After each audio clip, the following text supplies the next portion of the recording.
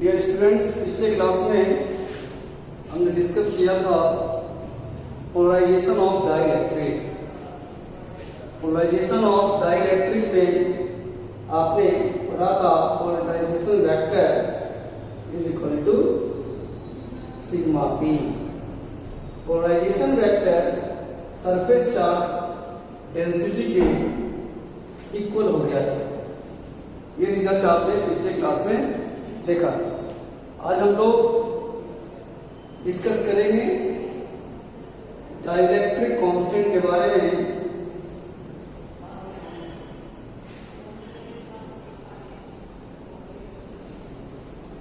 जैसे ही आपने dielectric material को एक्सटर्नल इलेक्ट्रिक फील्ड में इंट्रोड्यूस किया था तो क्या हुआ था? डाइलेक्ट्रिक पोलराइज हो गया था। एटॉमिक डाइपोल पे टॉर्क लग रहा था। ये था केस था पोलर डाइलेक्ट्रिक में। नॉन पोलर डाइलेक्ट्रिक में चार्ज का शिफ्टिंग हो जाने के कारण ये सरफेस पॉजिटिव चार्ज, ये सरफेस नेगेटिव चार्ज हो गया था। अगर surface charge density sigma P मान लिया मैंने, तो अपोजिट डायरेक्शन में फील्ड डेवलप हुआ था। Field due to polarisation.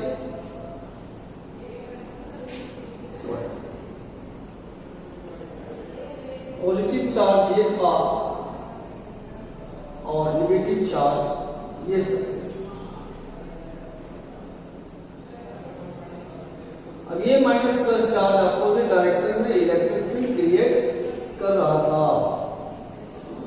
तो गौर से देखिए, दोनों फील्ड अपोजिट है, तो रिजल्टेंट फील्ड की जब बात होगी ये क्या होगा? E not minus E, opposite direction में है। तो नेट फील्ड जो आपका है, आप इसको ई नॉट बाई के लिख सकते हैं, क्योंकि ये फील्ड होगा वो ई नॉट से कम होगा। हियर के को कहा गया डाइलेक्ट्रिक कांस्टेंट।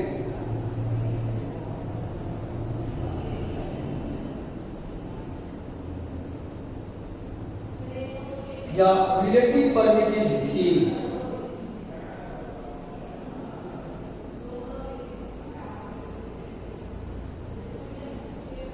रिलेटिव परमिएबिलिटी,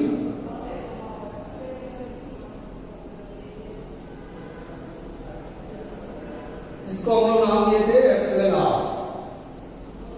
ये हो गया डाइलेक्ट्रिक कांस्टेंट के। इसकी वैल्यू हमेशा 1 से बड़ा होगा, यानी field inside the dielectric less than होगा फील्ड आउटसाइड द मटेरियल। ये था डाइलेक्ट्रिक कांस्टेंट के बारे में इंफॉर्मेशन। अगर फील्ड की वैल्यू हम ज्यादा बढ़ा देंगे तो फिर क्या होगा? डाइलेक्ट्रिक मटेरियल के अंदर जो पॉजिटिव चार्ज है, नेगेटिव चार्ज है, वो सेपरेट हो जाएगा, जिस कारण से मीडियम कंडक्टिंग हो जाएगा। उस घटना को हम लोग कहते हैं break down of the dielectric. और उस इलेक्ट्रिक फील्ड को जिसके कारण आपका मीडियम ब्रेकडाउन हो गया, उसे डाइलेक्ट्रिक स्ट्रेंथ कहा जाता है, also known as dielectric.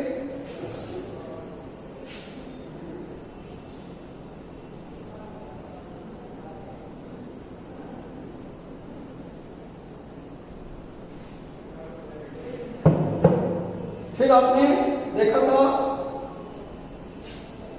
Surface पे चार्ज डेवलप हो गया, उस चार्ज की वैल्यू क्या होगी हम लोग अभी फाइंड आउट करेंगे। मान लीजिए ये पैरेलल प्लेट कैपेसिटर है, जिसपे हमने चार्ज प्रोवाइड किया प्लस क्यू माइनस। अब इस प्लेट के बीच अगर हम लोग डाइलेक्ट्रिक मटेरियल करेंगे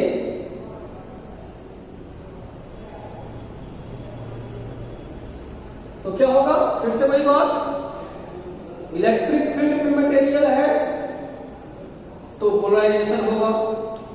पोलराइजेशन होने के कारण ये सरफेस नेगेटिव चार्ज और ये सरफेस पॉजिटिव चार्ज हो जाएगा। मान लीजिए ये वैल्यू है -QP और ये वैल्यू है +QP।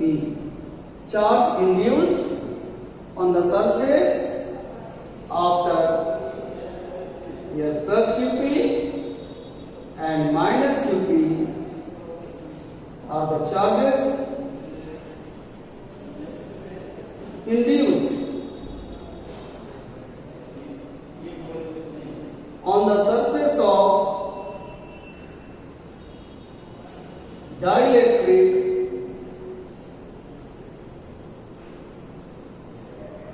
after polarization। पोलराइजेशन के कारण सरफेस पे चार्ज इंड्यूस हुआ है।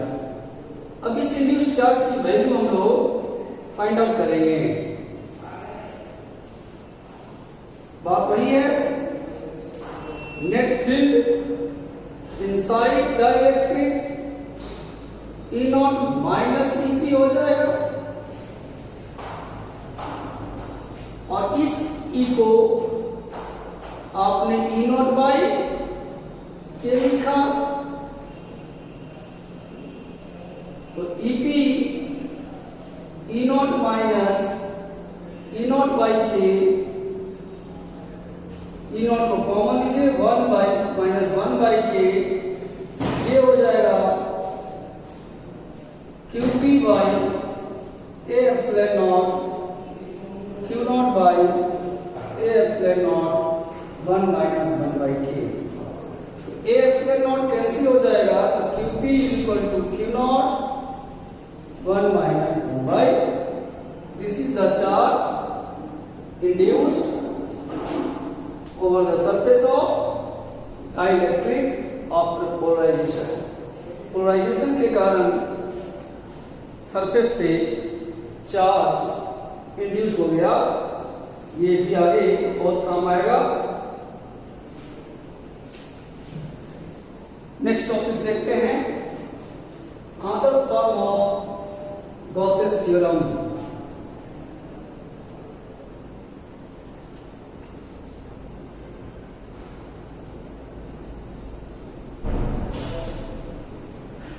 Alternate form of Gauss's theorem को देखेंगे।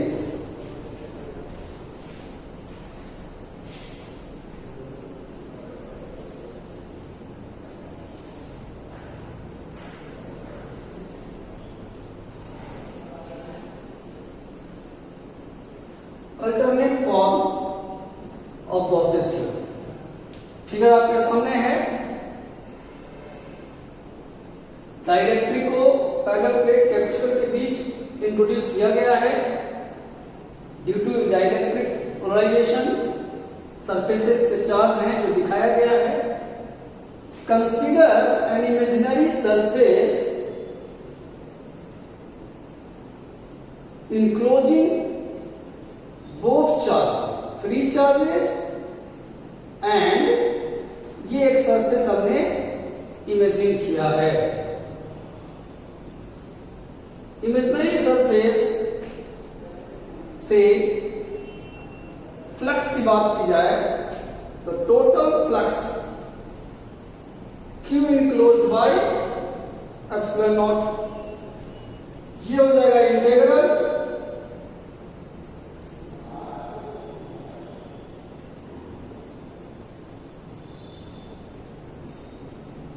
E0.ds Q minus QP by epsilon, because their charge inside Q minus QP है। Free charge Q, charge induced due to polarization. इसकी value हमने अभी पढ़ा है, तो रिजल्ट आ जाएगा Q upon K, that is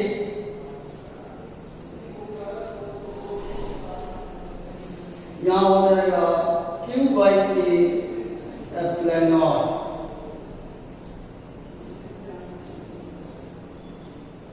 इस K को यहां ले जाइए K Q by epsilon naught. ये जो रिजल्ट हमारे पास आया है कि E naught dot ds of the close surface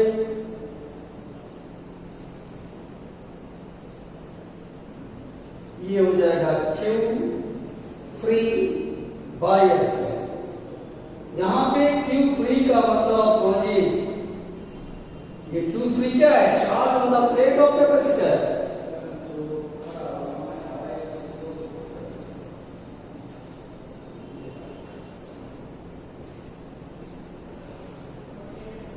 this is charge on the plate of capacitor है।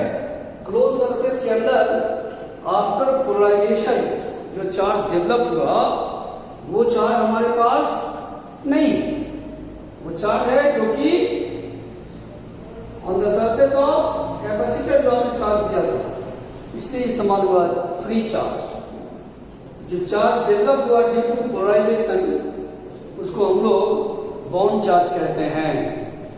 तो ये अनदर फॉर्म है, alternate form of Gauss's theorem.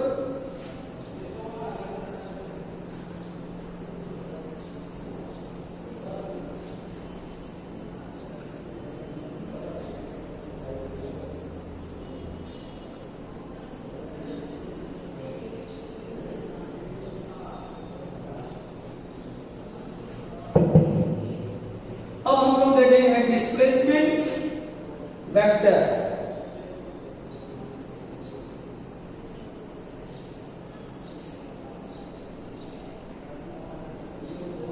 Dielectric displacement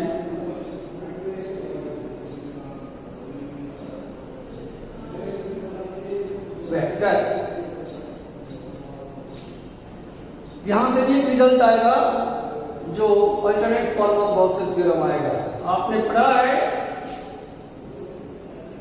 net field E not plus EP और EP है minus P by epsilon. क्यों? Because here EP and P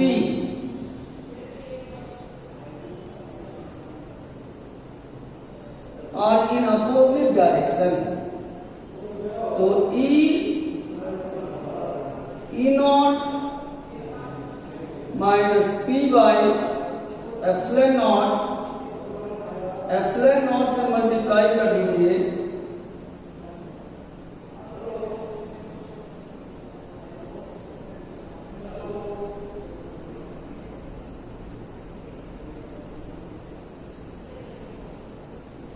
इसको integrate कर दीजिए,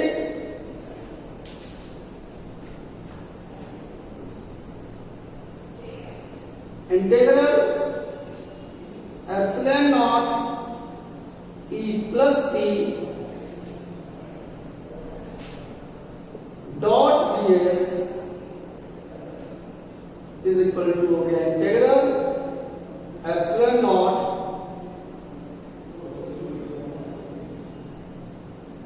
E नॉट डॉट ds, और ये आपका हो गया Q free by epsilon naught, Q free by epsilon naught. और ये जो आपका रिजल्ट है वो भी एक वेक्टर होगा, इसी को कहा गया डिस्प्लेसमेंट वेक्टर।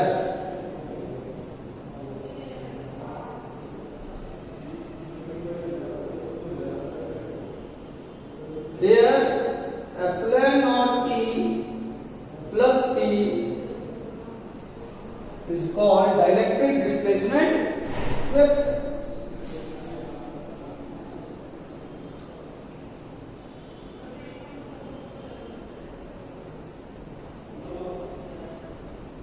Dielectric displacement तो इस प्रकार से हम लोगों ने देखा पैरेलल प्लेट कैपेसिटर के बीच अगर हमने किसी डाइलेक्ट्रिक मटेरियल को इंट्रोड्यूस किया तो क्या हो रहा है, सब रिजल्ट आपके सामने है।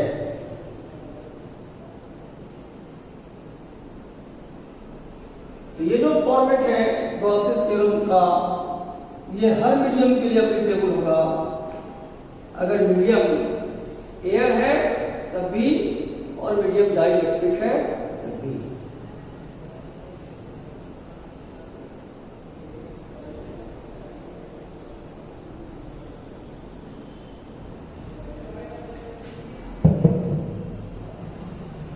अब हम लोग एक टॉपिक देखेंगे,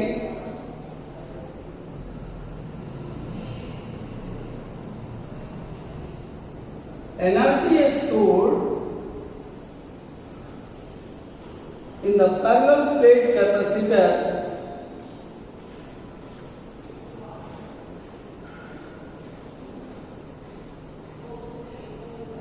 with dielectric.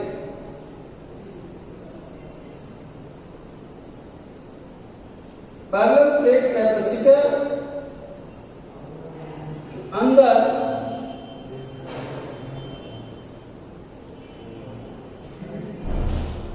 जो एनर्जी स्टोर होगा उसके बारे में। जब एयर कैपेसिटर था तब उसकी एनर्जी हम लोगों ने फाइंड आउट किया था।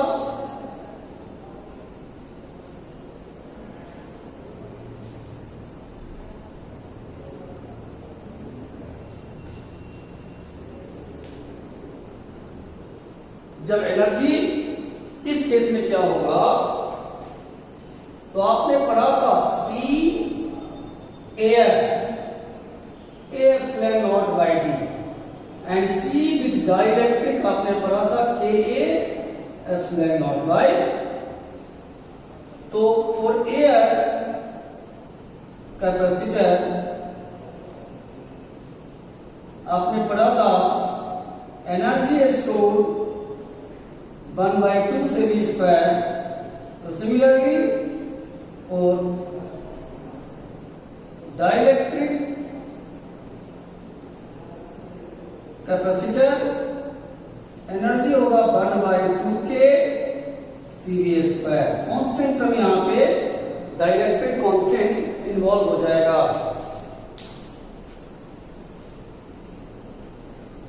ये हो गया energy store in the parallel plate capacitor.